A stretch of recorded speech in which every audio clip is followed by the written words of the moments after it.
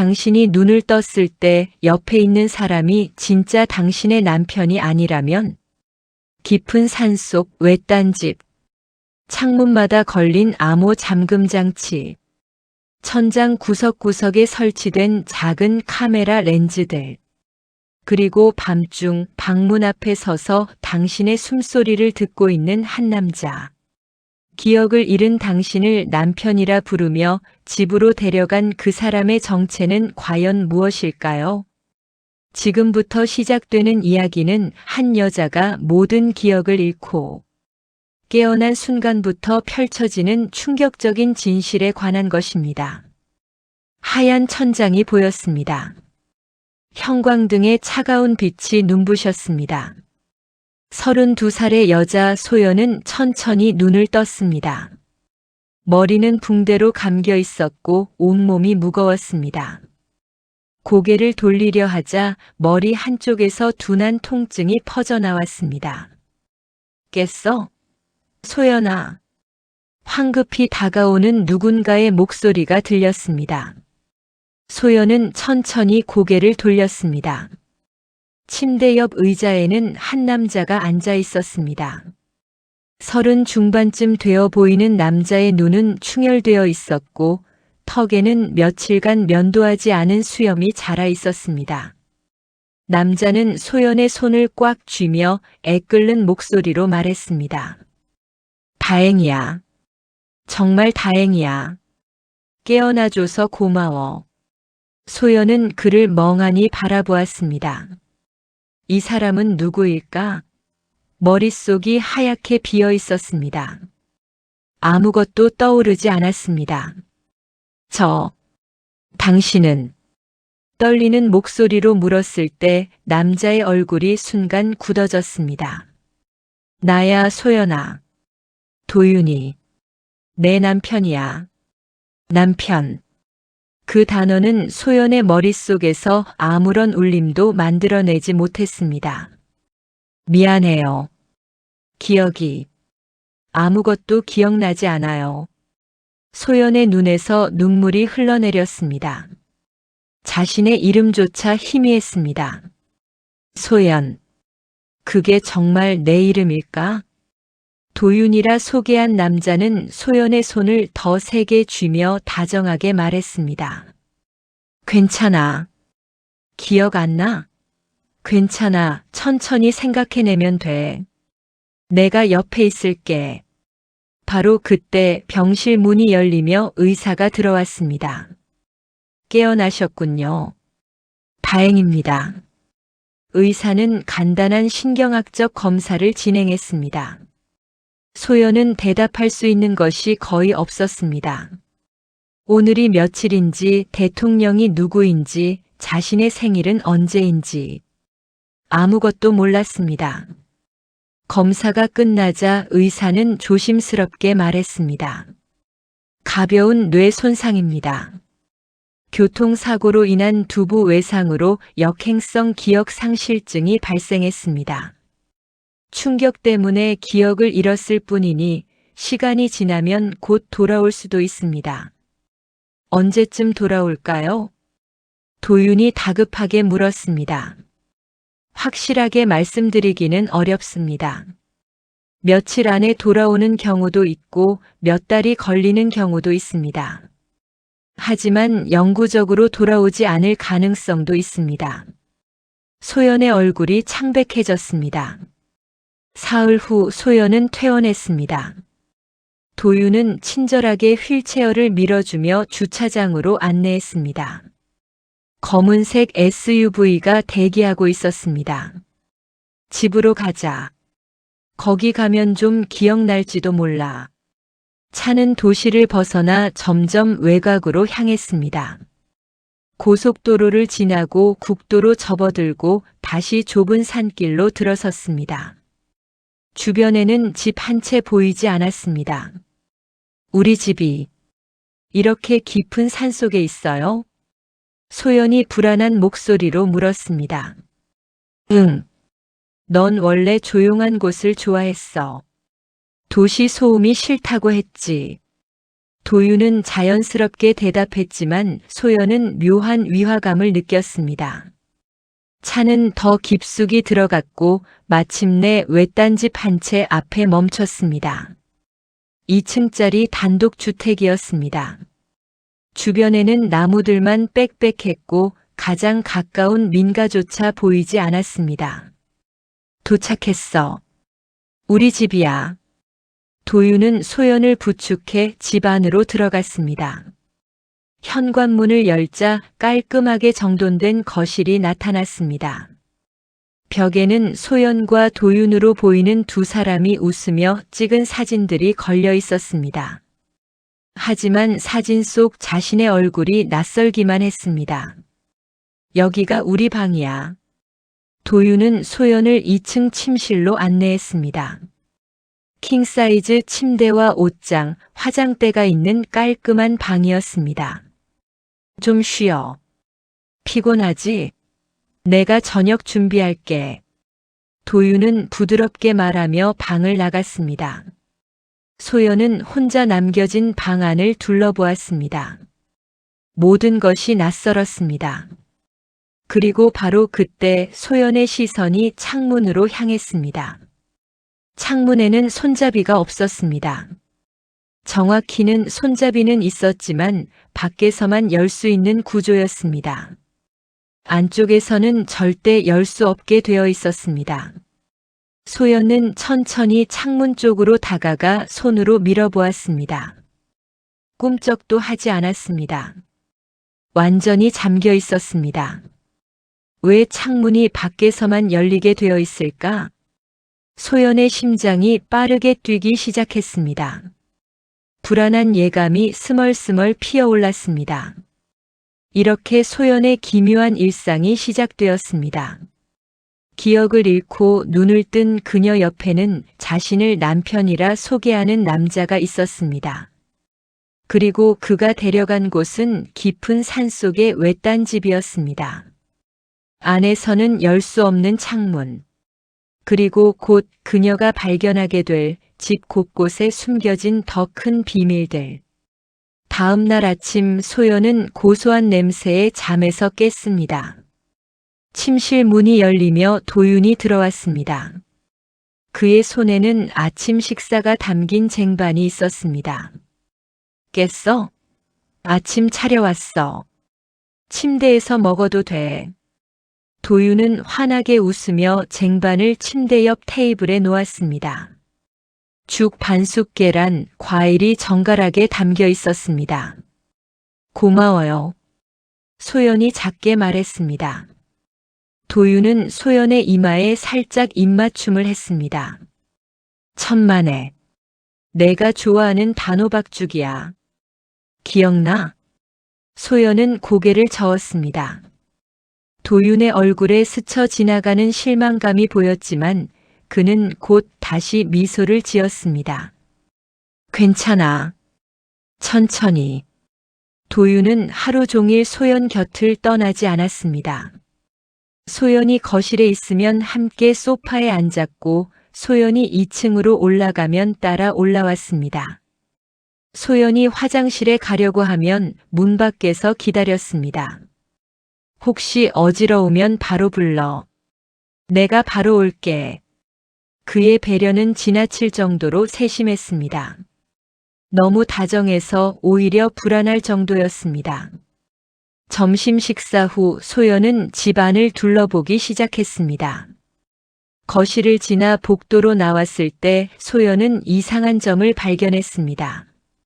모든 방문에 암호식 잠금 장치가 달려 있었습니다. 현관문, 지하로 내려가는 문, 창고로 보이는 문, 심지어 작은 다용도실 문에까지. 왜 집안에 이렇게 잠금 장치가 많아요? 소연이 조심스럽게 물었습니다. 도윤은 잠시 당황한 표정을 지었다가 이내 웃으며 대답했습니다. 아, 그거? 원래 이 집이 빈집이었거든. 도둑이 들어올까봐 설치한 거야. 신경 쓰지 마. 설명은 그럴듯했지만 뭔가 석연치 않았습니다. 집안에 왜 이렇게 많은 잠금 장치가 필요한 걸까? 소연은 거실로 돌아와 소파에 앉았습니다. 그리고 조심스럽게 말했습니다. 저 핸드폰 좀 쓸 수 있을까요? 사진이나 메시지 같은 거 보면 기억이 날 수도 있잖아요. 도윤의 표정이 미묘하게 굳어졌습니다. 아, 내 핸드폰은 사고 때 완전히 망가졌어. 액정도 깨지고 전원도 안 들어와서 새로 사야 하는데 아직 못 샀어. 그럼 당신 핸드폰이라도. 내 폰도 지금 고장나서 수리 맡긴 상태야. 미안. 며칠 안에 새로 사올게. 너무나 완벽한 핑계였습니다. 소연은 더 이상 묻지 못했습니다. 저녁 식사 시간이었습니다. 도윤은 또다시 정성스럽게 차린 밥상을 내왔습니다. 된장찌개, 제육볶음, 나물 반찬들. 맛있어 보였지만 소연은 식욕이 없었습니다. 제 가족들한테 연락하고 싶어요. 부모님이나 친구들. 혹시 전화번호 아세요? 소연이 젓가락을 내려놓으며 말했습니다. 도윤의 얼굴이 순간 어두워졌습니다. 그는 한참 동안 말이 없다가 천천히 입을 열었습니다. 소연아, 내 부모님은 작년에 돌아가셨어. 교통사고로. 뭐라고요? 그리고 친구들은 내 사고 소식 듣고 모두 큰 충격을 받았어. 지금은 연락하기 어려워. 내가 좀 더 회복되면 그때 연락하자. 응. 소연은 할 말을 잃었습니다. 부모님이 돌아가셨다니. 하지만 슬프지 않았습니다. 기억이 나지 않으니 슬픔도 느껴지지 않았습니다. 그게 더 끔찍했습니다. 그럼 저는 이제 정말 혼자인 건가요? 아니야. 도윤이 소연의 손을 꽉 잡았습니다. 나 있잖아. 내가 옆에 있어. 넌 혼자가 아니야. 그의 눈빛은 간절했습니다. 하지만 소연은 오히려 더 불안해졌습니다. 나밖에 없다는 그 말이 왠지 위협처럼 들렸습니다. 그날 밤 소연은 침대에 누워 잠을 청했습니다. 하지만 쉽게 잠들 수 없었습니다. 새벽 2시쯤 얕은 잠에 빠져 있던 소연은 이상한 기척에 눈을 떴습니다. 방문 밖에서 들려오는 소리. 발소리는 아니었습니다. 그냥 누군가 서 있는 기척. 숨소리조차 들리지 않는 고요한 존재감. 소연은 온몸이 얼어붙었습니다. 숨을 죽이고 귀를 기울였습니다. 문틈으로 희미한 불빛이 새어 들어왔습니다. 누군가 복도 불을 켜고 서 있었습니다. 5분이 지났습니다. 10분이 지났습니다. 그 존재는 계속 문 앞에 서 있었습니다. 소연은 두려움에 떨었습니다. 하지만 더 이상 참을 수 없었습니다. 누구세요? 떨리는 목소리로 물었습니다. 문이 천천히 열렸습니다. 도윤이었습니다. 그는 잠옷 차림으로 문 앞에 서서 소연을 조용히 바라보고 있었습니다. 그의 표정은 알 수 없었습니다. 어둠 속에서 그의 얼굴은 마치 가면처럼 보였습니다. 왜 거기 서 계세요? 소연이 떨리는 목소리로 물었습니다. 도윤은 마치 꿈에서 깬 사람처럼 고개를 흔들었습니다. 아, 미안해. 그는 잠시 말을 멈췄습니다. 괜찮아, 그냥. 내가 잘 자고 있는지 확인한 것뿐이야. 네. 너무 조용해서. 혹시 무슨 일 생긴 건 아닌가 해서. 도윤은 억지로 미소를 지으며 말했습니다. 다시 자. 미안해. 깨운 것 같네. 문이 다시 천천히 닫혔습니다. 소연은 침대에 그대로 굳어 있었습니다. 심장이 미친 듯이 뛰었습니다. 잘 자는지 확인. 한밤중에 방문 앞에 서서 10분 넘게. 이건 정상이 아니었습니다. 절대로. 소연은 그날 밤 한숨도 자지 못했습니다. 혹시 다시 문 밖에 누군가 서 있지는 않을까 계속 귀를 기울이며 밤을 지새웠습니다. 다음 날 아침 소연은 피곤한 몸을 이끌고 일어났습니다. 도윤은 언제나처럼 환하게 웃으며 아침을 차려왔습니다. 마치 어젯밤 일은 없었다는 듯이. 잘 잤어? 네. 소연은 거짓말을 했습니다. 도윤이 설거지를 하러 부엌으로 간 사이 소연은 조심스럽게 집 안을 둘러보기 시작했습니다. 거실 창문을 살펴보았습니다. 역시나 안에서는 열 수 없게 되어 있었습니다. 부엌 창문도 마찬가지였습니다. 1층 모든 창문이 밖에서만 열리는 구조였습니다. 소연은 천천히 2층으로 올라갔습니다. 복도를 지나며 다른 방들의 문을 열어보려 했지만 모두 잠겨 있었습니다. 암호를 알아야만 열 수 있었습니다. 소연은 자신의 침실로 돌아와 창문을 다시 한번 확인했습니다. 손잡이를 아무리 돌려봐도 열리지 않았습니다. 그때 문득 깨달았습니다. 이 집은 바깥 사람들이 들어오지 못하게 만든 집이 아니었습니다. 안에 있는 사람이 나가지 못하게 만든 집이었습니다. 소연의 등에 식은땀이 흘렀습니다. 소연아, 뭐해? 뒤에서 도윤의 목소리가 들렸습니다. 소연은 화들짝 놀라 돌아봤습니다. 도윤이 문 앞에 서서 미소 짓고 있었습니다. 아무것도 아니에요. 그냥 창문이 안 열려? 도윤이 다가왔습니다. 오래된 집이라 잠금 장치가 좀 이상해. 나중에 고칠게. 불편하지? 아니, 괜찮아요. 소연은 최대한 자연스럽게 대답하려 했습니다.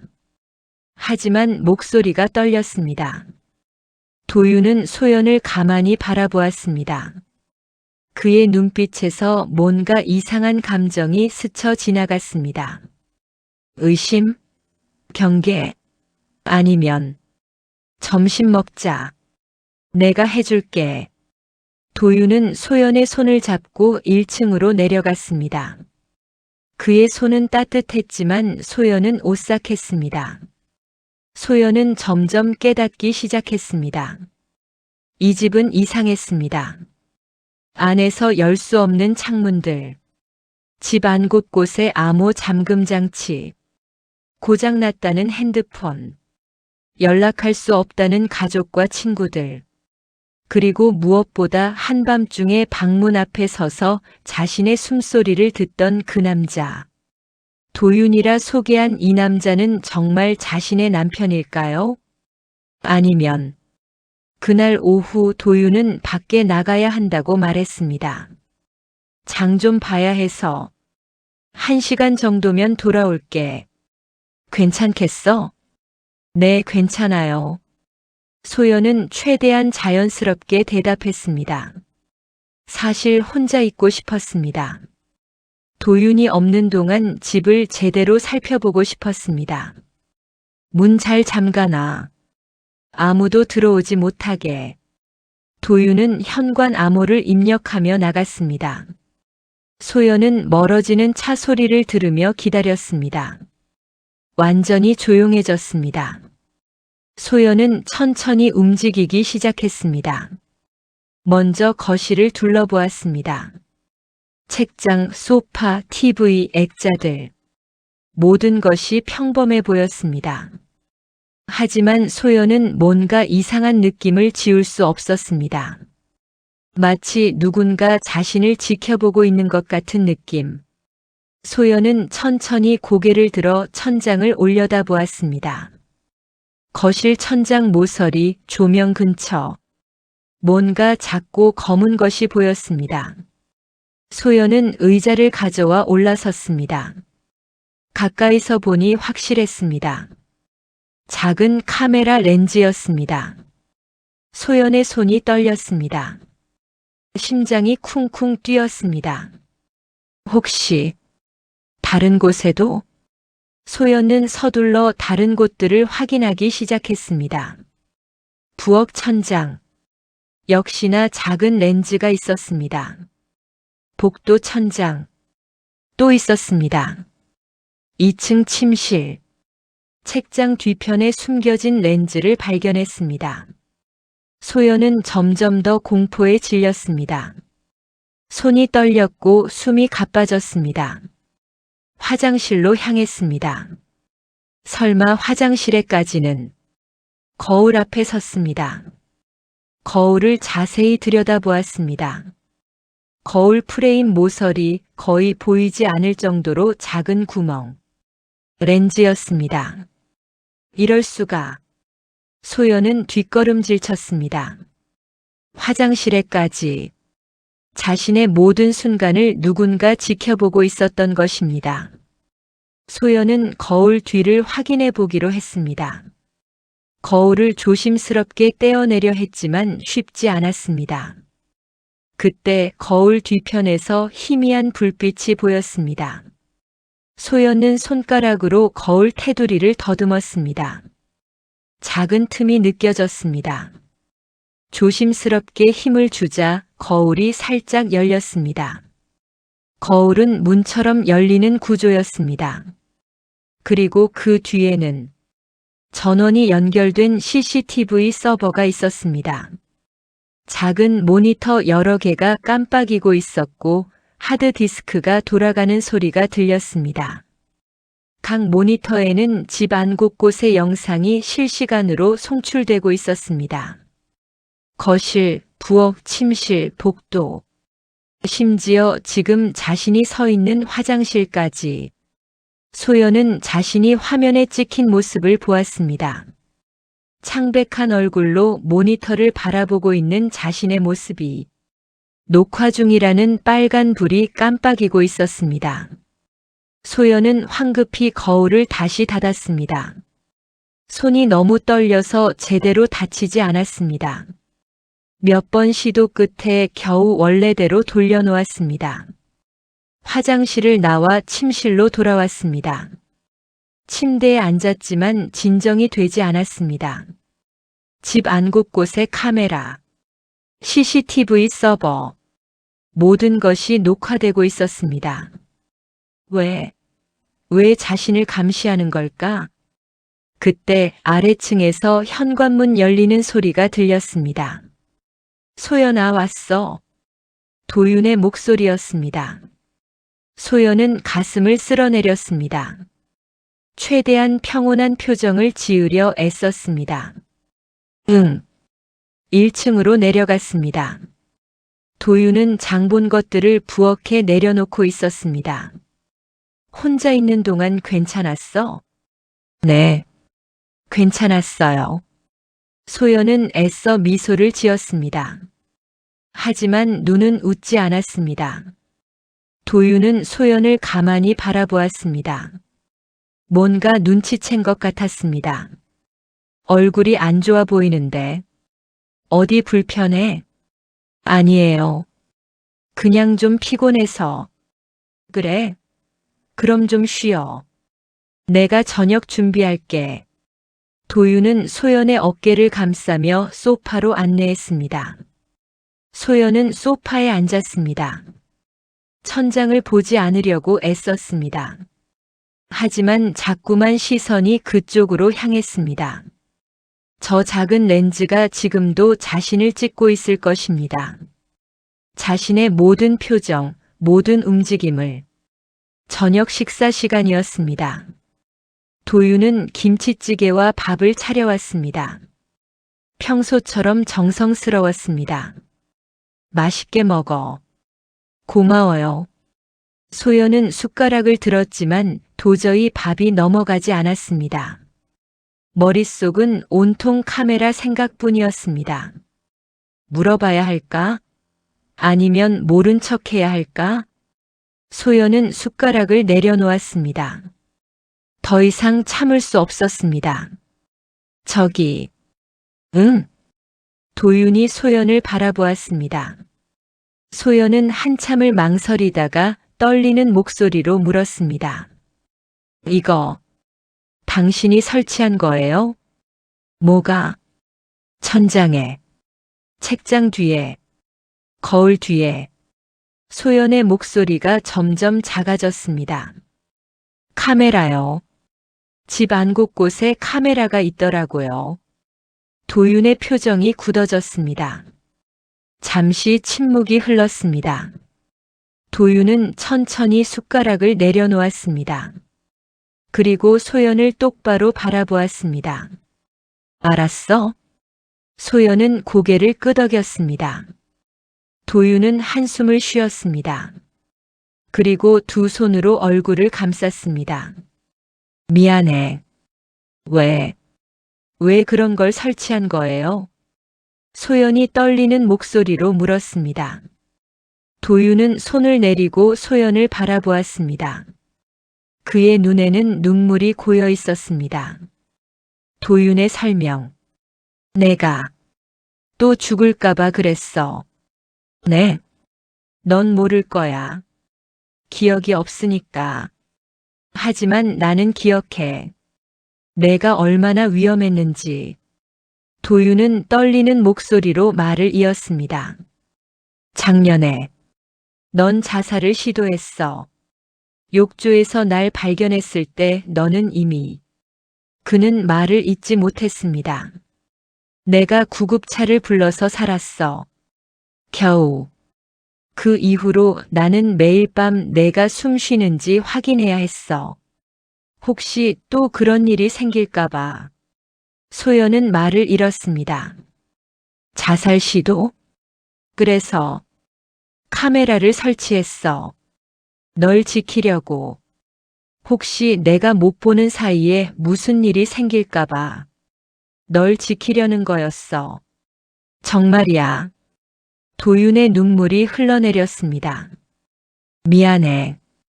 말했어야 했는데. 하지만 내가 알면 불편해할 것 같아서. 미안해. 소연은 혼란스러웠습니다. 자살 시도? 자신이? 하지만 기억이 나지 않았습니다. 만약 정말 그랬다면 카메라도 이해할 수 있는 일일까? 아니, 그래도 이건 너무. 넌 이해 못하겠지. 하지만 나는 너를 잃고 싶지 않아. 절대로.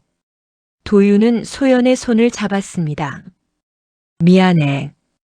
정말 미안해. 불편하면 다 치울게.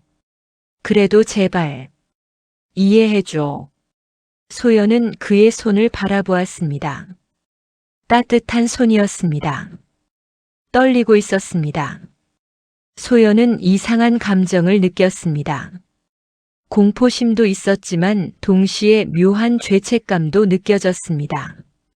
자신 때문에 이 사람이 이렇게 불안해하고 있다는 것에 대한 죄책감. 하지만 정말 그게 전부일까? 정말 자신을 지키기 위한 것뿐일까? 소연은 확신할 수 없었습니다. 그날 밤 소연은 침대에 누워 천장을 바라보았습니다. 저 천장 어딘가에 카메라가 있을 것입니다. 지금도 자신을 찍고 있을 것입니다. 도윤의 말이 사실일까? 자신이 정말 자살을 시도했을까?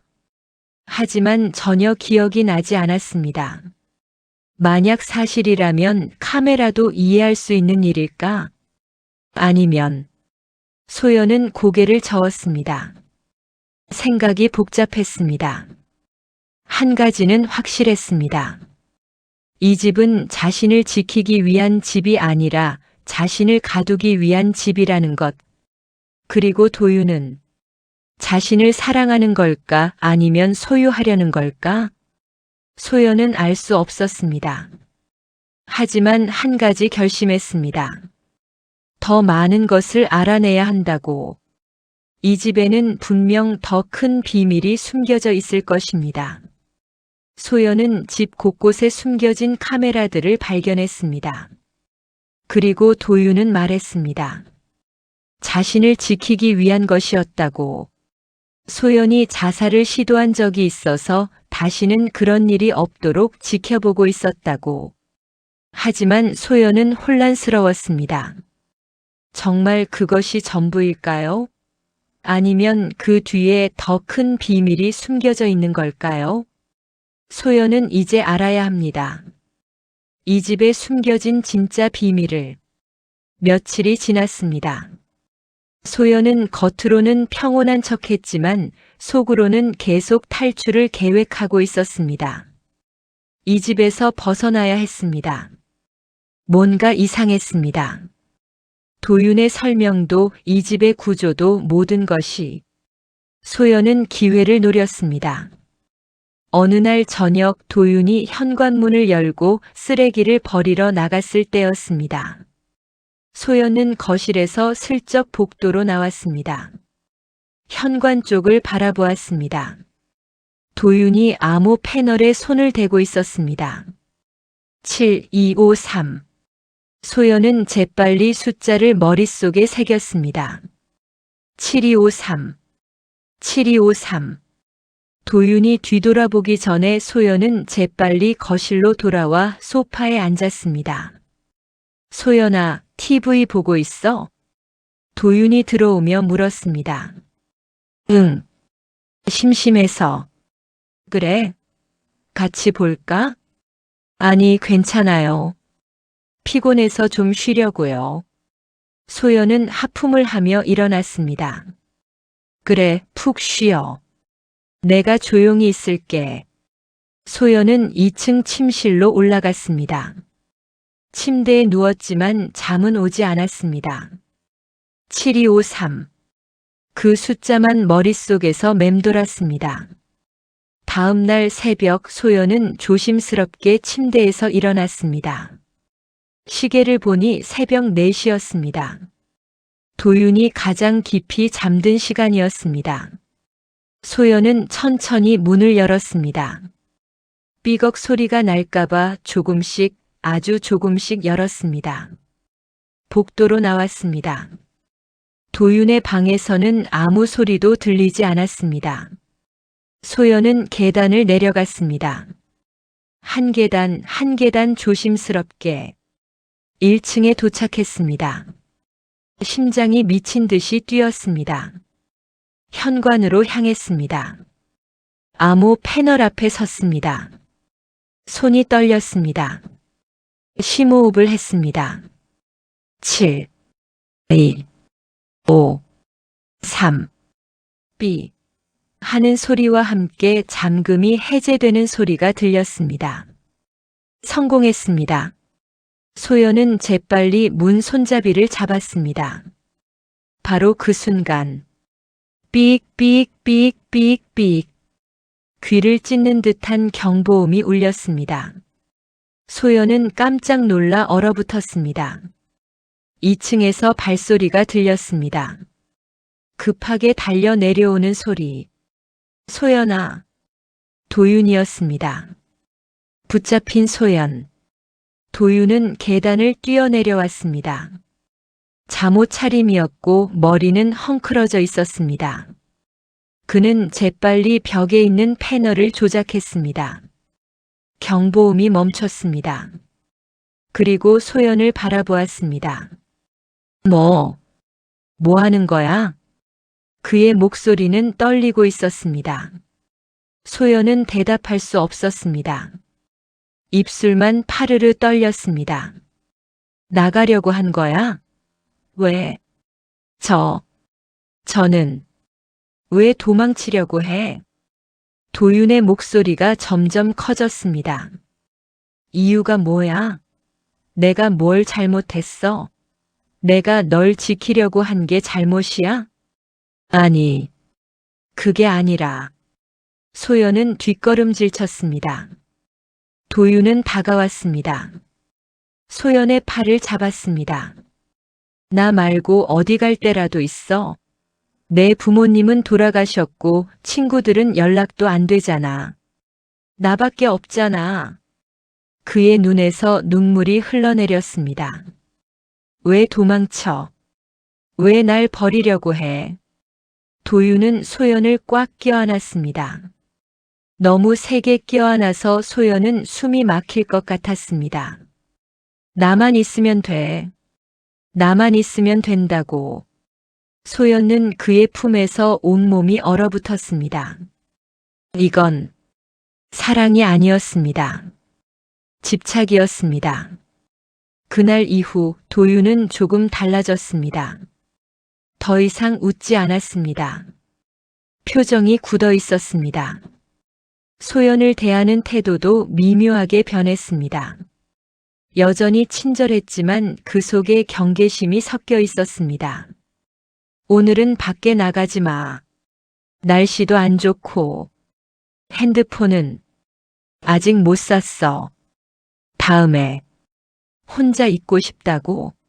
아니야. 내가 옆에 있어 줄게. 소연은 점점 더 갇혀가고 있었습니다. 그리고 소연은 깨달았습니다. 이대로는 안 된다고. 뭔가 다른 방법을 찾아야 한다고. 지하 창고를 발견하다. 이틀 후 도윤이 또다시 밖에 나갔습니다. 1시간 안에 올게. 집에 있어. 문이 닫히고 차 소리가 멀어졌습니다. 소연은 이번 기회에 집을 더 철저히 살펴보기로 했습니다. 1층 복도 끝 지하로 내려가는 문이 있었습니다. 언제나 잠겨있던 문이었습니다. 소연은 문 손잡이를 잡아보았습니다. 역시나 암호가 필요했습니다. 혹시 7253을 입력했습니다. B. 잠금이 해제되었습니다. 같은 비밀번호였습니다. 소연은 조심스럽게 문을 열었습니다. 좁은 계단이 어둠 속으로 이어져 있었습니다. 벽을 더듬어 전등 스위치를 찾았습니다. 불이 켜졌습니다. 천천히 계단을 내려갔습니다. 지하 창고였습니다. 먼지 냄새가 났고 습기가 느껴졌습니다. 창고 안에는 박스들이 쌓여 있었습니다.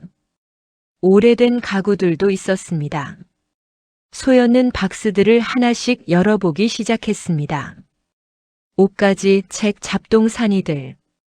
그런데 구석에 있는 검은 박스 하나가 눈에 띄었습니다. 다른 것들과 달리 깨끗했습니다. 최근에 놓인 것 같았습니다.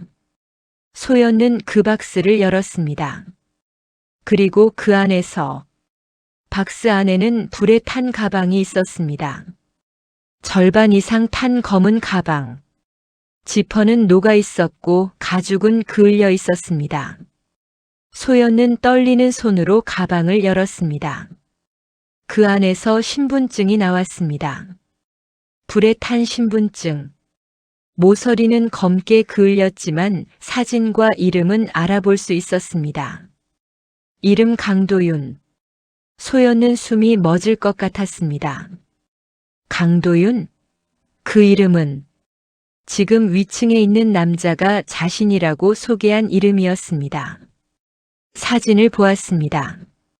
사진 속 남자는 지금의 도윤과 달랐습니다. 비슷하게 생겼지만 확실히 다른 사람이었습니다. 손을 더 깊숙이 넣었습니다. 결혼 반지가 나왔습니다. 안쪽에 글씨가 새겨져 있었습니다. 도윤 소연 영원히. 소연의 손이 떨렸습니다.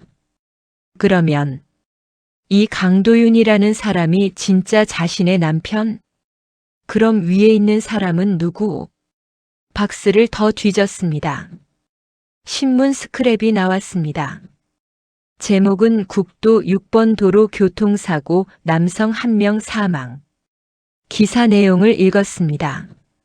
사고 당시 탑승자는 35세 강도윤 씨와 그의 아내 32세 김소연 씨로 확인되었다. 강 씨는 현장에서 사망했으며 김 씨는 중상을 입고 인근 병원으로 이송되었다. 소연은 신문을 떨어뜨렸습니다. 강도윤은 사망했습니다. 사고로. 그럼 자신을 남편이라고 소개한 저 사람은 누구입니까? 머릿속이 하얗게 비었습니다. 소연은 박스에서 더 많은 것들을 꺼냈습니다. 병원 영수증, 강도윤의 이름으로 되어 있었습니다. 장례식장 안내장, 강도윤의 장례식, 그리고 사진 한 장, 웨딩 사진이었습니다. 사진 속에는 웃고 있는 소연과 강도윤이 있었습니다. 지금 위층에 있는 남자가 아니었습니다. 완전히 다른 사람이었습니다. 소연은 사진을 꽉 쥐었습니다. 그러면 진짜 남편은 죽었고 지금 자신과 함께 있는 사람은 도대체 누구입니까? 왜 자신을 남편이라고 속인 걸까요? 무슨 목적으로?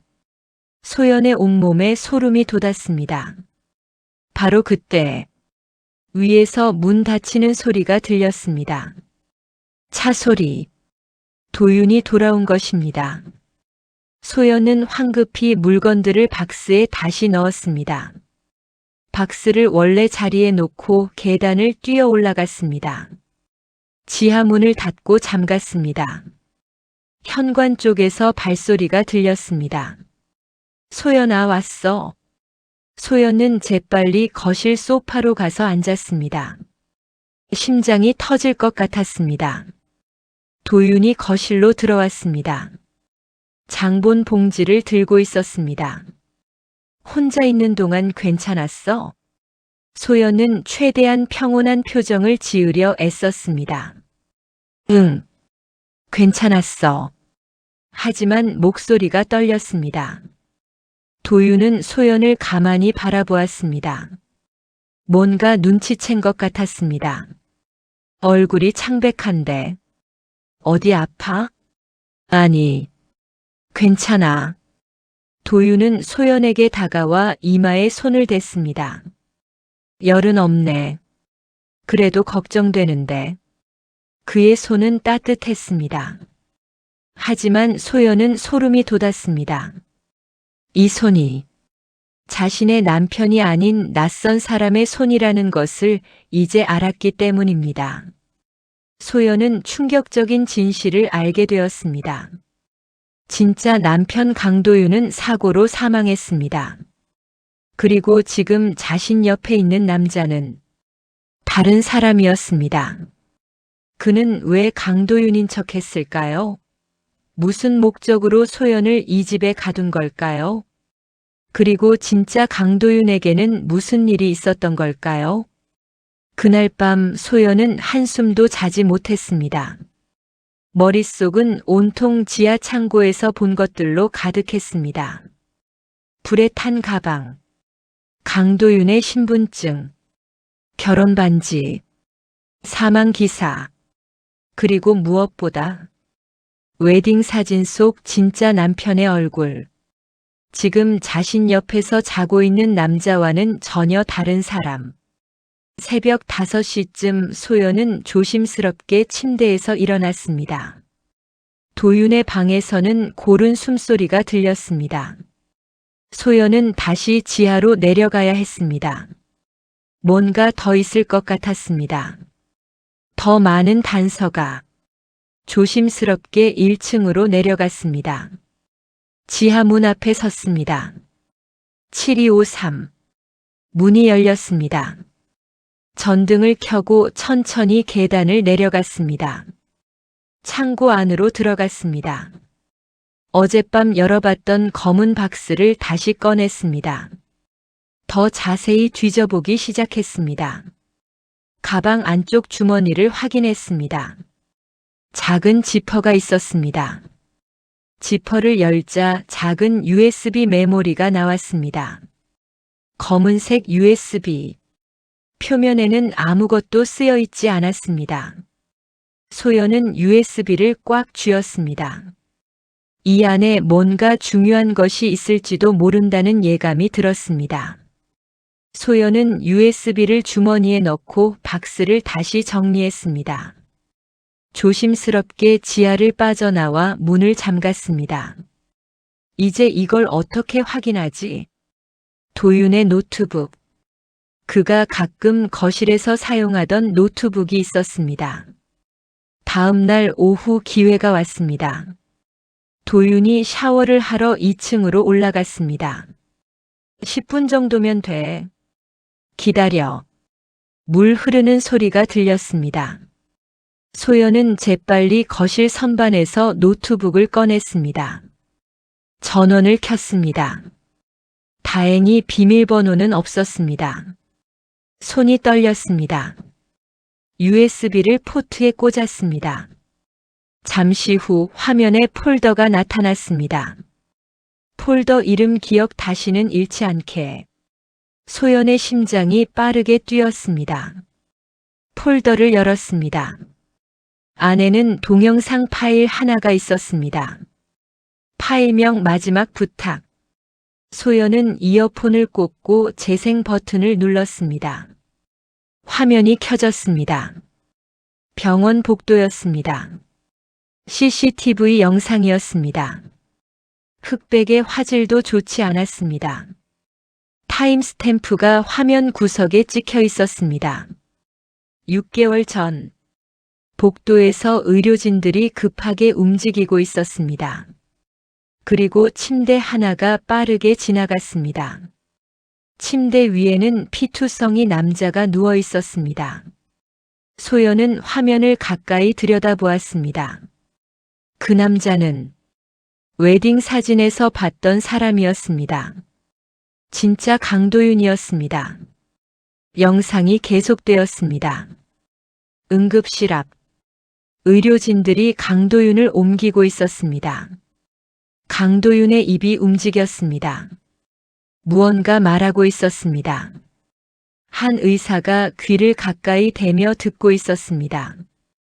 영상에는 소리가 없었습니다. 하지만 강도윤의 입술을 읽을 수 있었습니다. 제 안에 혼자 두지. 의사가 고개를 끄덕이며 뭔가 대답했습니다. 강도윤은 계속 말했습니다. 점점 더 약하게. 제발. 누구라도. 대신. 그리고 그의 손이 축 늘어졌습니다. 영상이 바뀌었습니다. 응급실 안. 의료진들이 강도윤에게 심폐소생술을 하고 있었습니다. 하지만 심전도 모니터는 평평한 선만 그리고 있었습니다. 한 의사가 고개를 저었습니다. 또 다른 의사가 시계를 보았습니다. 사망 시각을 확인하는 것이었습니다. 의료진이 강도윤의 얼굴에 흰 천을 덮었습니다. 그리고 화면에서 심장 박동 소리가 완전히 멈췄습니다. 삐 길게 이어지는 소리. 소연의 눈에서 눈물이 흘러내렸습니다. 기억은 나지 않았지만 가슴이 미어졌습니다. 저 사람이 자신의 남편이었습니다. 진짜 남편. 그리고 그는 죽었습니다. 마지막 순간까지 자신을 걱정하며 제발 혼자 두지 말아주세요. 누구라도 대신 옆에 있어주세요. 그게 그의 마지막 부탁이었습니다. 영상이 끝나려는 순간 화면이 또 바뀌었습니다. 같은 날 몇 시간 후의 영상이었습니다. 병원 복도. 한 남자가 서 있었습니다. 소연은 숨이 멎었습니다. 그 남자는 지금 자신과 함께 사는 도윤이었습니다. 영상 속에서 그는 간호사 보조복을 입고 있었습니다. 한 의사가 그에게 다가와 뭔가 말했습니다. 도윤은 고개를 끄덕이며 대답했습니다. 그리고 영안실 쪽으로 걸어갔습니다. 영상이 영안실 앞 복도로 바뀌었습니다. 도윤이 강도윤이 누워있는 침대 앞에 서 있었습니다. 그는 한참 동안 가만히 서 있었습니다. 그리고 강도윤의 손을 잡았습니다. 입술이 움직였습니다. 약속할게요. 영상이 거기서 끝났습니다. 소연은 노트북 화면을 멍하니 바라보았습니다. 이제 이해가 되기 시작했습니다. 진짜 남편 강도윤은 사고로 죽었습니다. 그리고 마지막 순간 그는 의사에게 부탁했습니다. 자신의 아내를 혼자 두지 말아달라고. 그 말을 들은 사람이 지금의 도윤이었습니다. 그는 병원에서 일하던 사람이었습니다. 간호사 보조였습니다. 그리고 그는 강도윤의 마지막 부탁을 들었습니다. 그래서 자신이 대신 남편이 된 것입니까? 아니, 이건 말도 안 됩니다. 부탁을 들었다고 해서 어떻게 다른 사람의 남편 행세를 할 수 있습니까? 소연은 혼란스러웠습니다. 무언가가 있는 걸까요? 바로 그때 2층에서 물소리가 멈췄습니다. 소연은 화들짝 놀라 USB를 뽑았습니다. 노트북을 끄고 재빨리 선반에 올려놓았습니다. 소파에 앉아 TV를 켰습니다. 얼마 후 도윤이 내려왔습니다. 머리를 타월로 닦으며 뭐 봐? 아, 그냥 뉴스. 소연의 목소리가 떨렸습니다. 도윤은 소연을 가만히 바라보았습니다. 괜찮아? 얼굴이 안 좋은데. 응, 괜찮아. 도윤은 소연 옆에 앉았습니다. 그리고 어깨를 감싸며 말했습니다. 뭔가 힘든 일 있으면 말해.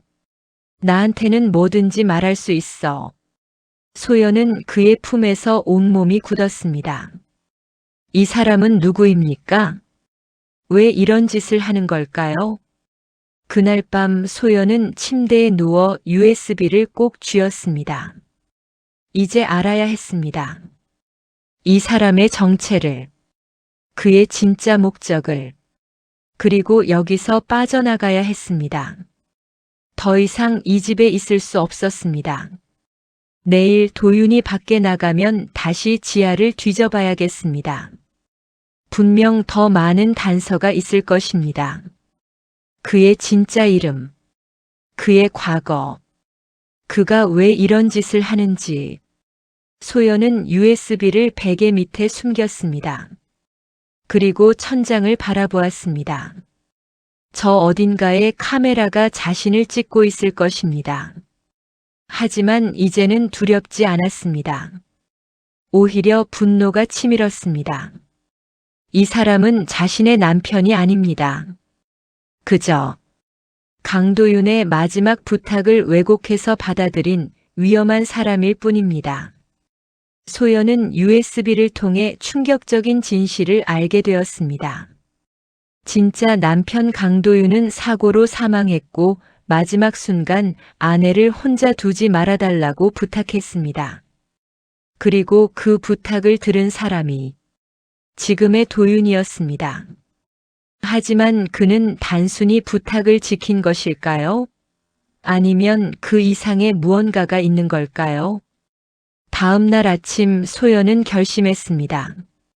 더 이상 숨길 수 없었습니다. 직접 물어봐야 했습니다. 아침 식사를 하는 동안 소연은 도윤을 바라보았습니다. 그는 언제나처럼 조용히 밥을 먹고 있었습니다. 당신. 소연이 입을 열었습니다. 도윤이 고개를 들어 소연을 보았습니다.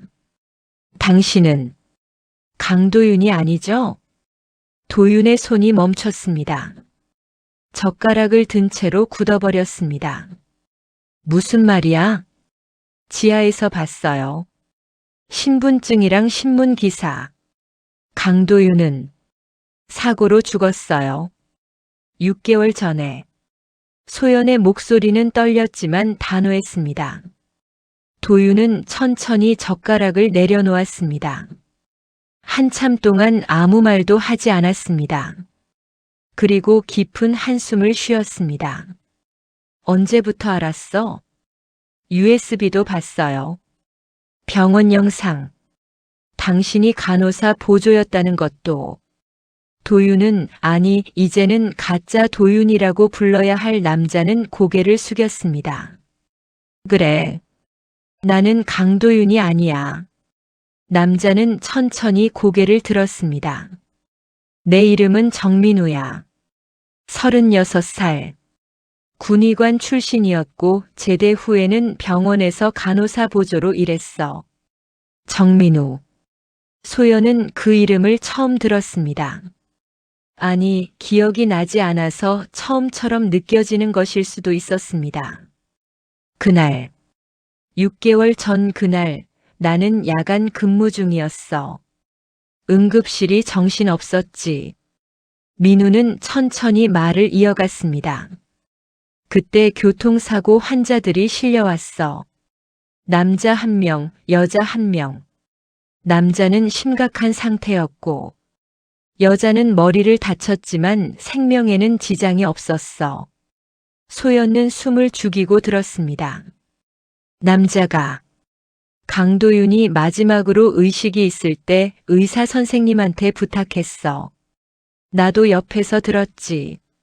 민우의 눈에 눈물이 고였습니다. 제 아내. 제발. 혼자 두지 말아주세요. 누구라도. 대신 옆에 있어주세요.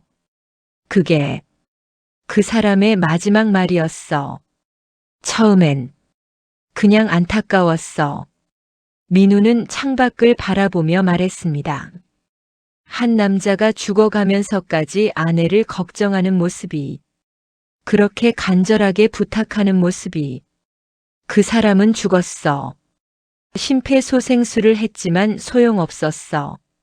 나는 영안실에서 그 사람을 봤어. 민우의 손이 떨렸습니다. 그때 생각했어.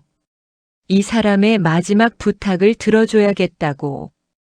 누군가는 저 여자 옆에 있어줘야 한다고. 소연은 믿을 수 없다는 표정으로 민우를 바라보았습니다. 그래서 남편 행세를 한 거예요? 그게 말이 돼요? 처음엔 아니었어. 민우가 소연을 똑바로 보았습니다. 처음엔 그냥 내가 깨어났을 때 옆에 있어주려고 했어. 의료진으로서 내게 상황을 설명해주고 도와주려고. 하지만 민우는 말을 멈췄습니다. 내가 깨어났을 때 넌 아무것도 기억 못했어. 나를 보고 당신은 누구냐고 물었지. 그때 순간적으로 거짓말이 나왔어. 나는 내 남편이라고. 왜요? 왜 그런 거짓말을? 소연이 떨리는 목소리로 물었습니다. 민우는 한참을 침묵했습니다. 그리고 천천히 입을 열었습니다. 나도 몰라. 그냥 그 순간 내가 너무 불쌍해 보였어. 아무것도 기억 못하고 남편은 죽고 완전히 혼자가 된 너. 그리고 강도윤의 부탁이 머릿속에 맴돌았어. 혼자 두지 말라고. 누구라도 옆에 있어 달라고. 그래서 내가 그 역할을 하기로 한 거야. 소연은 고개를 저었습니다. 그건 말도 안 돼요. 부탁을 지킨다는 게 이렇게 사람을 속이는 건 아니잖아요. 알아. 민우의 목소리가 높아졌습니다. 나도 알아. 처음엔 그냥 며칠만 그러려고 했어. 내가 회복될 때까지만. 그 다음엔 진실을 말하려고. 하지만 민우는 소연을 바라보았습니다. 그의 눈빛에는 이상한 열기가 있었습니다. 내가 나를 남편이라고 부를 때, 내가 내 손을 잡을 때, 내가 나한테 의지할 때, 나는 그게 좋았어. 민우는 자리에서 일어났습니다. 소연에게 다가왔습니다. 나는 그 사람은 죽었어. 강도윤은. 하지만 부탁했어. 널 혼자 두지 말라고. 나는 그 부탁 지킨 거야. 널 지켜준 거라고. 소연은 뒷걸음질 쳤습니다. 지켜준 게 아니에요. 가둔 거잖아요. 창문에 잠금 장치 달고 카메라 설치하고 나를 감시한 거잖아요. 그건 민우의 목소리가 떨렸습니다. 그건 널 지키기 위해서였어. 내가 위험할까봐. 내가 다칠까봐. 아니면 내가 도망칠까봐. 소연의 말에 민우는 입을 다물었습니다. 침묵이 흘렀습니다. 그리고 민우는 천천히 무릎을 꿇었습니다. 소연 앞에. 미안해. 정말 미안해. 눈물이 흘러내렸습니다. 처음엔 정말로 약속이라고 생각했어. 강도윤의 부탁을 지키는 거라고. 근데 민우는 고개를 들어 소연을 바라보았습니다.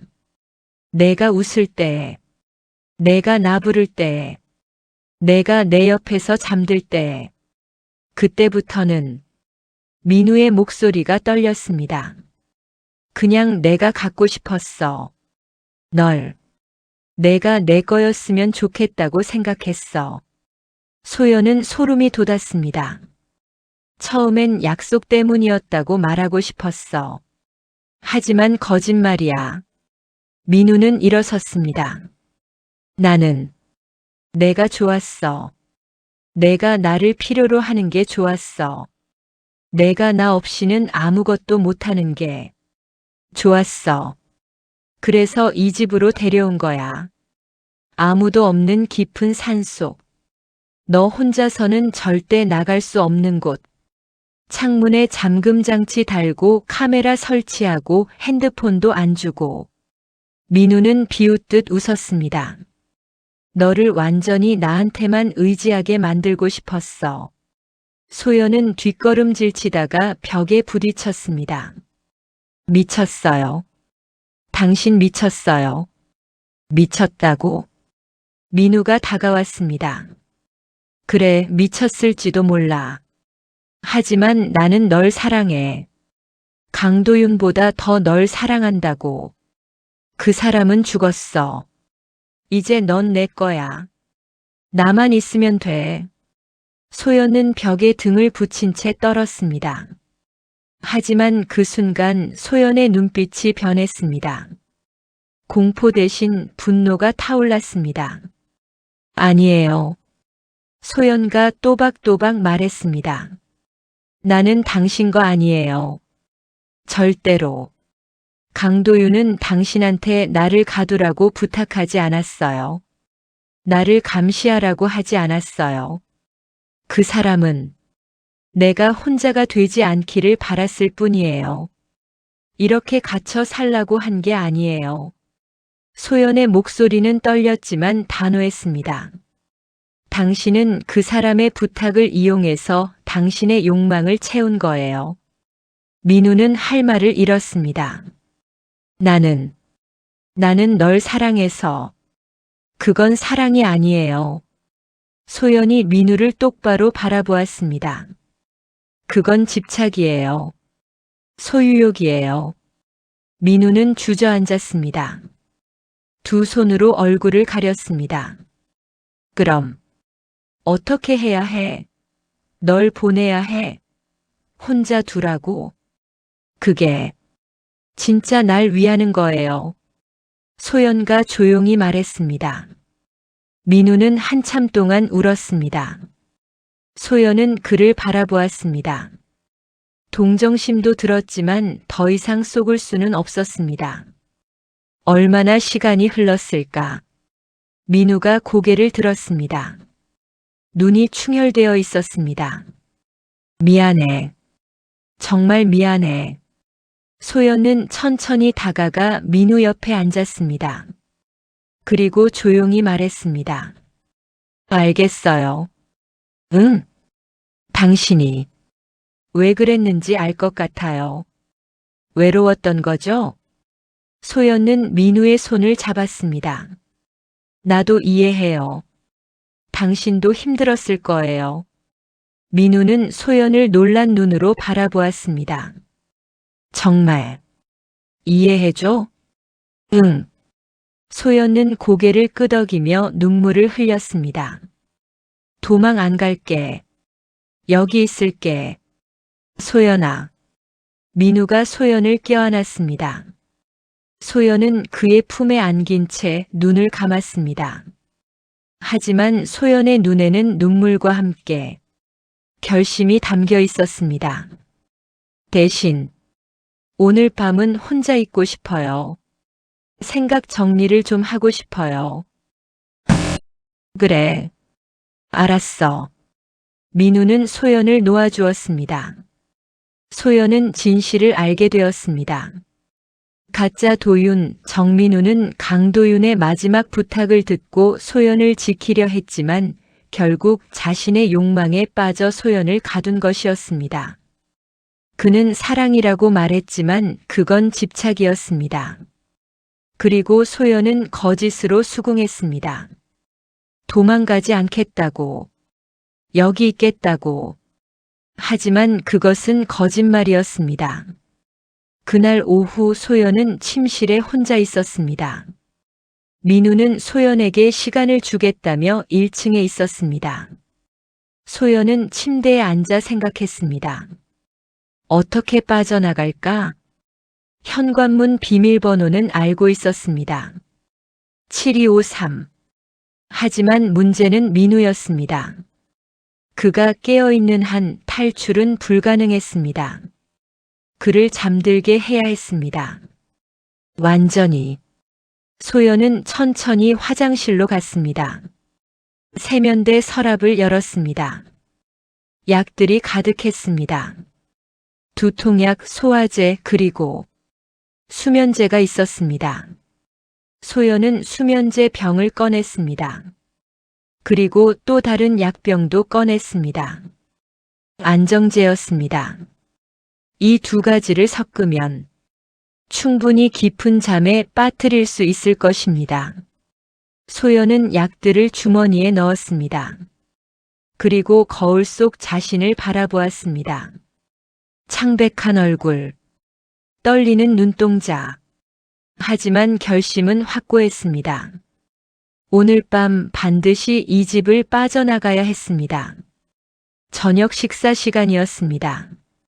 민우는 언제나처럼 정성스럽게 밥상을 차렸습니다. 하지만 표정은 어두웠습니다. 맛있게 먹어. 고마워요. 소연은 최대한 자연스럽게 행동하려 했습니다. 식사를 하는 동안 민우가 말했습니다. 소연아. 응.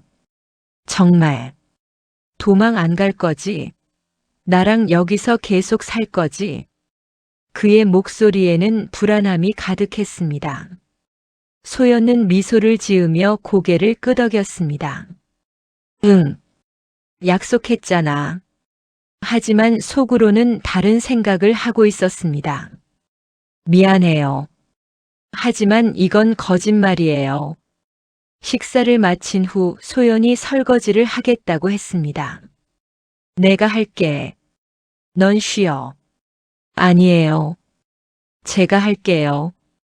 당신이 매번 다 해줬잖아요. 민우는 잠시 망설이다가 고개를 끄덕였습니다. 그래. 고마워. 민우는 거실로 가서 소파에 앉았습니다. 소연은 설거지를 하는 척하며 찬장을 열었습니다. 차 티백들이 있었습니다. 캐모마일 차, 페퍼민트 차, 녹차. 소연은 캐모마일 차 2개를 꺼냈습니다. 그리고 주머니에서 약들을 꺼냈습니다. 주전자에 물을 끓였습니다. 손이 떨렸습니다. 심장이 빠르게 뛰었습니다. 물이 끓었습니다.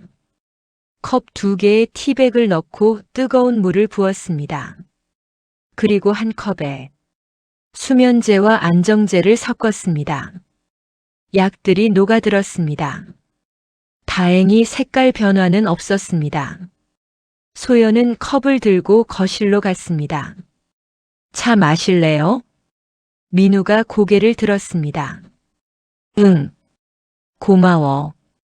소연은 약을 탄 컵을 민우에게 건넸습니다. 그리고 자신은 다른 컵을 들었습니다. 같이 마셔요. 두 사람은 소파에 나란히 앉아 차를 마셨습니다. 민우는 편안한 표정으로 차를 마셨습니다. 맛있다. 역시 캐모마일 차가 제일 좋아. 소연은 자신의 차를 천천히 마셨습니다. 하지만 맛은 느껴지지 않았습니다. 긴장감만 가득했습니다. 10분쯤 지났을까? 민우가 하품을 했습니다. 이상하네. 갑자기 졸려.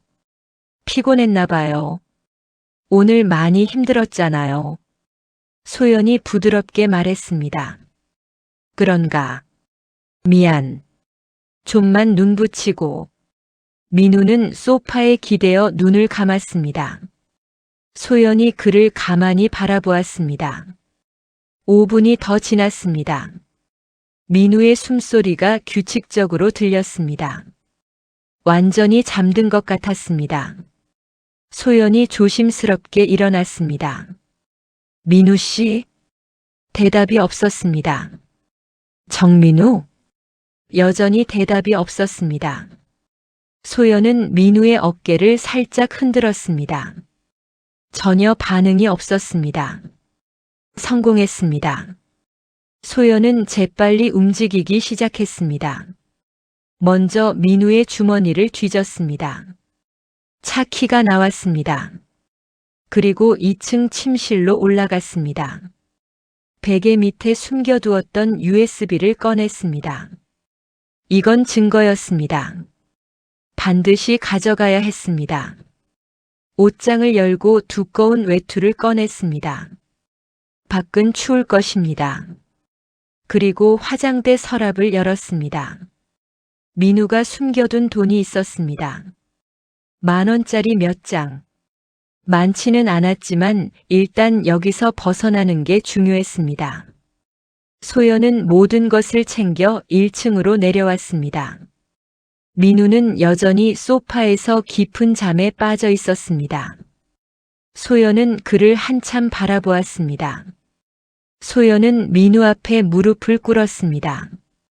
그의 얼굴을 바라보았습니다. 잠든 얼굴은 평온해 보였습니다. 눈물이 흘러내렸습니다.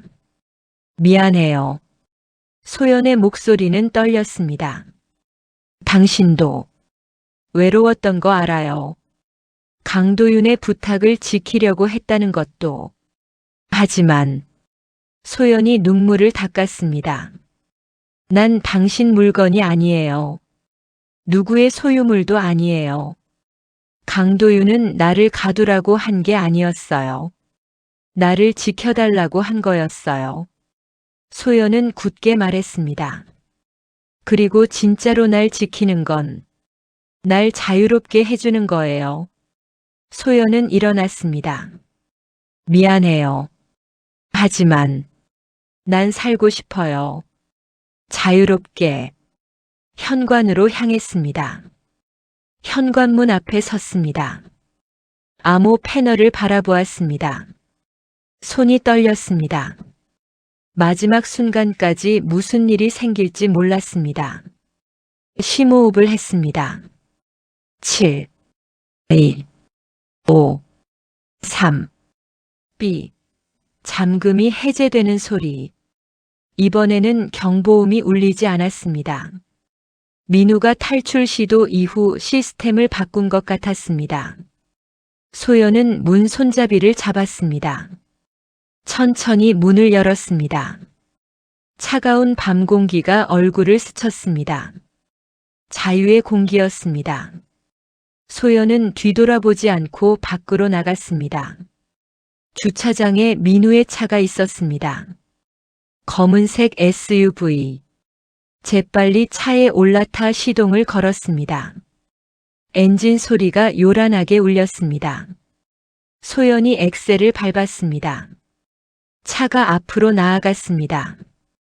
어둠 속으로, 자유를 향해 좁은 산길을 내려갔습니다. 헤드라이트가 비추는 길만 보이고 양옆은 깜깜한 숲이었습니다. 소연은 눈물을 흘리며 운전했습니다. 미안해요. 정말 미안해요. 누구에게 하는 말인지 모르겠습니다. 민우에게, 강도윤에게, 아니면 자신에게. 하지만 난 살아야 해요. 난 자유로워야 해요. 차는 계속 달렸습니다. 얼마나 갔을까? 10분, 20분. 드디어 큰 도로가 보였습니다. 가로등 불빛이 보였습니다. 문명이 보였습니다. 소연은 안도의 한숨을 쉬었습니다. 성공했어. 나 빠져나왔어. 소연은 내비게이션을 찾았습니다. 다행히 차에 있었습니다. 경찰서를 검색했습니다. 가장 가까운 경찰서가 15km 거리에 있었습니다. 그곳으로 향했습니다.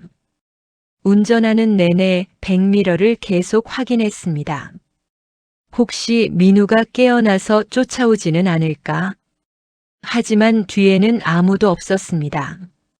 30분 후 경찰서에 도착했습니다. 작은 지역 경찰서였습니다. 하지만 불이 켜져 있었습니다. 소연은 차에서 내렸습니다. 다리가 후들거렸습니다. 경찰서 문을 열고 들어갔습니다. 저기요. 도와주세요. 당직 경찰관이 놀라 고개를 들었습니다. 무슨 일이십니까? 저 감금당했어요. 도와주세요. 소연은 그 자리에 주저앉으며 울기 시작했습니다. 마침내 탈출에 성공했습니다. 수면제를 탄 차로 민우를 잠재우고 그가 깊이 잠든 사이 차 키와 USB, 돈을 챙겨 집을 빠져나왔습니다. 눈물을 흘리며 미안하지만 난 내 거 아니야 라고 말하고 그리고 경찰서에 도착해 신고했습니다. 모든 것이 끝난 것만 같았습니다. 진정하세요. 천천히 설명해 주세요.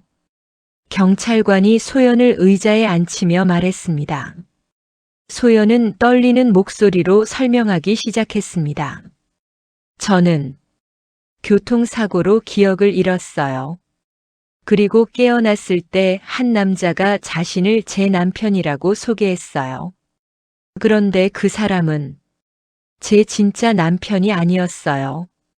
진짜 남편은 사고로 죽었고 경찰관은 메모하며 들었습니다. 그 남자 이름이 뭡니까? 정민우요. 36살. 군의관 출신이고 병원에서 간호사 보조로 일했대요. 경찰관은 컴퓨터로 검색을 시작했습니다. 정민우. 주민등록번호는 아십니까? 아니요. 모르겠어요. 경찰관은 계속 검색했습니다. 하지만 표정이 점점 이상해졌습니다. 이상하네요. 정민우라는 이름으로 검색되는 사람이 여러 명인데 그 나이대의 군의관 출신이라는 기록은 경찰관이 고개를 갸우뚱했습니다. 저기요, 좀 이상한데요. 경찰관이 동료를 불렀습니다. 다른 경찰관이 다가왔습니다. 무슨 일이야? 이분이 감금당했다고 하는데 감금한 사람이 정민우래. 근데 기록이 명확하지 않아. 두 경찰관은 함께 컴퓨터를 확인했습니다. 소연은 불안한 마음으로 지켜보았습니다. 교통사고 기록 좀 확인해봐. 6개월 전쯤. 어디 도로에서요? 국도 6번이라고 했나? 경찰관이 검색했습니다. 아, 나왔어. 6개월 전 국도 6번 도로에서 교통사고. 사망자 1명, 부상자 1명. 사망자 이름이 강도윤 35세. 그리고 부상자는 김소연 32세. 경찰관이 소연을 바라보았습니다. 이분이시네요. 그런데 뭐? 기록에 보면 김소연 씨는 보호자 없이 혼자 구조되었다고 되어 있어요. 혼자?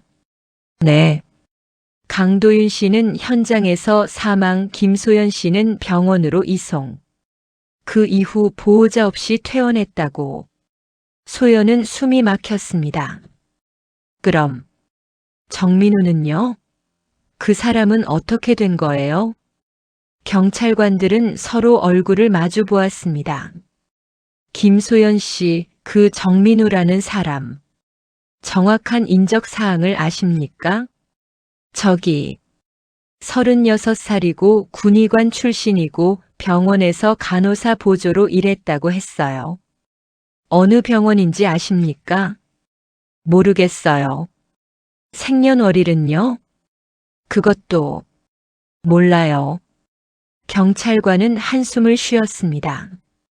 이게 정민우라는 이름으로 검색되는 사람은 많은데 그 중에 정확히 누구인지 특정할 수가 없네요.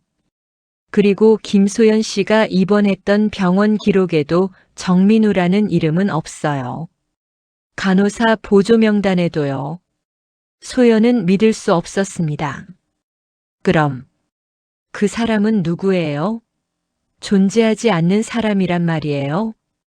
아니, 존재하지 않는 건 아니겠죠. 다만 공식 기록에서 찾을 수 없다는 거죠. 경찰관이 조심스럽게 말했습니다.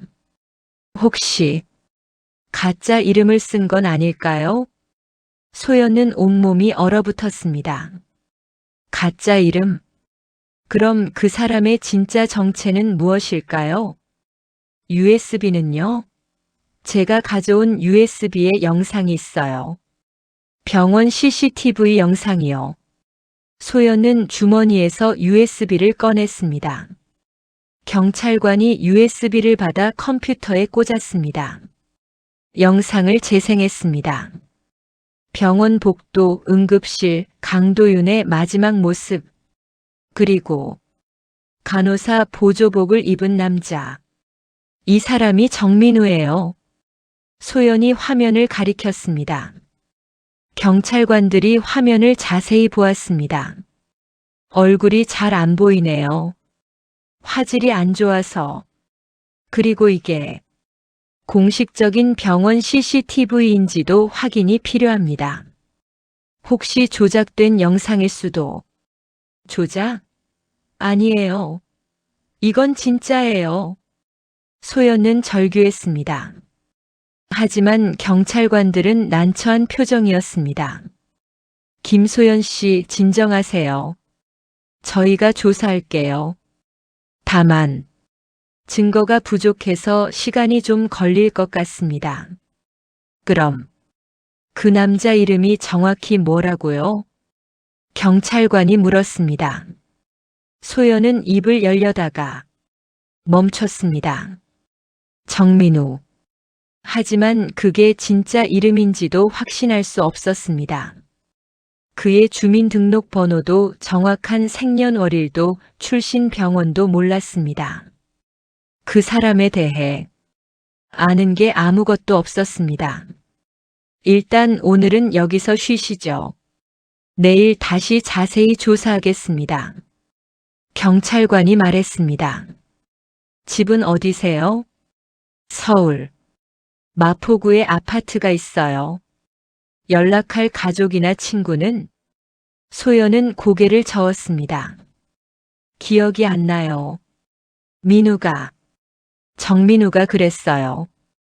제 부모님은 돌아가셨고 친구들은 연락이 안 된다고. 알겠습니다. 일단 집으로 돌아가세요. 저희가 조사해서 연락드리겠습니다. 소연은 무기력하게 고개를 끄덕였습니다. 경찰서를 나왔습니다. 새벽 공기가 차가웠습니다. 택시를 타고 서울로 향했습니다. 새벽 5시 소연은 자신의 아파트 앞에 도착했습니다. 마포구의 작은 아파트. 10층짜리 건물이었습니다. 엘리베이터를 타고 7층으로 올라갔습니다. 복도를 걸어 자신의 집 문 앞에 섰습니다. 702호. 소연은 주머니를 뒤졌습니다. 다행히 열쇠가 있었습니다. 문을 열려는 순간 문 앞에 뭔가 놓여 있는 게 보였습니다. 하얀 봉투였습니다. 깨끗한 새하얀 봉투. 소연은 천천히 허리를 굽혀 봉투를 집어들었습니다. 손이 떨렸습니다. 봉투를 열었습니다. 안에는 편지 한 장이 들어 있었습니다. 편지를 펼쳤습니다. 글씨체는 낯익었습니다. 민우의 글씨체였습니다. 내용을 읽기 시작했습니다. 소연아, 탈출한 거 알아. 괜찮아. 화 안 났어. 나도 알아. 내가 잘못했다는 거. 너를 가둔 게 잘못이었다는 거. 하지만 당신 혼자잖아. 부모님도 없고 친구들도 연락 안 되고 나밖에 없잖아. 그러니까 다시 돌아와. 아니면 난 약속 지키러 돌아올게. 강도윤이 부탁했잖아. 너를 혼자 두지 말라고. 난 그 약속 지킬 거야. 끝까지. 소연은 편지를 떨어뜨렸습니다. 온몸에 소름이 돋았습니다. 바로 그때 똑, 똑 문을 두드리는 소리가 들렸습니다. 소연은 숨이 멎었습니다. 천천히 뒤돌아보았습니다. 문 저편에서 또 한 번 똑, 똑 누군가 서 있었습니다. 소연아. 익숙한 목소리였습니다. 민우의 목소리였습니다. 문 열어. 나야. 소연은 뒷걸음질 쳤습니다. 들어가자. 같이. 우리 집으로. 문 손잡이가 천천히 돌아가기 시작했습니다. 소연은 비명을 지를 수도 도망칠 수도 없었습니다. 그저 얼어붙은 채 문이 천천히 열렸습니다. 어둠 속에서 한 남자의 실루엣이 보였습니다. 다시 만났네. 약속했잖아. 끝까지 함께 있겠다고. 소연은 경찰서에 신고했지만 정민우는 공식 기록에 존재하지 않는 사람이었습니다. 그의 진짜 이름도 정체도 알 수 없었습니다. 그리고 집으로 돌아온 소연. 문 앞에는 하얀 봉투가 놓여 있었습니다. 당신 혼자잖아. 난 약속 지키러 돌아올게. 그리고 문을 두드리는 소리. 민우는 다시 돌아왔습니다. 강도윤의 마지막 부탁을 지키기 위해. 아니, 어쩌면 자신의 집착을 채우기 위해.